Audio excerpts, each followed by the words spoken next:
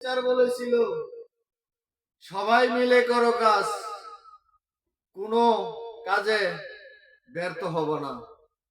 একা কাজ করলে, একাকিত্ব কাজ করলে একটা কাজ, এটা জিনিসটা সুন্দর হয় না।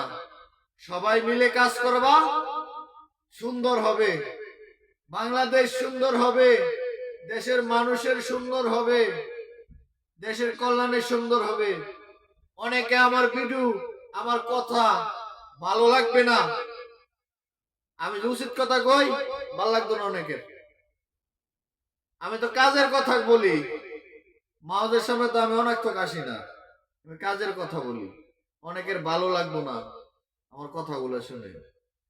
সবাই মিলে একটা কাজ করবেন, সবাই মিলে অনুষ্ঠান করবেন, আনন্দ উল্লাস করবেন, সবাই মিলে একটা কাজ করবেন।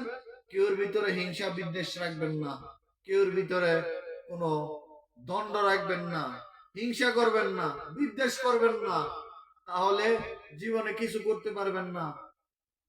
জীবনে অতীত ভুলে গেলে আপনি জীবনে কিছু করতে পারবেন না। অতীত মনে রাখতে হবে। আপনি অনেক টাকার মালিক হয়ে গেছেন, অতীত আপনাকে মনে রাখতে হবে।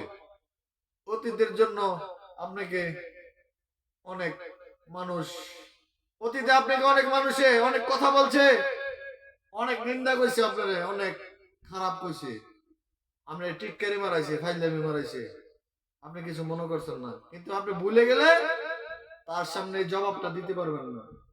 অতীত ভুলে গেলে আপনি জবাবটা দিতে পারবেন না। আপনি যখন প্রতিষ্ঠিত হয়ে যাবেন, তখন এই জবাবটা হারে হারে দিতে পারবেন। বুঝছেন? আর বেশি কিছু বলবো না। ভালো থাকবেন, সুস্থ থাকবেন। সকলের জন্য দোয়া রইল এবং ভালোবাসা রইল।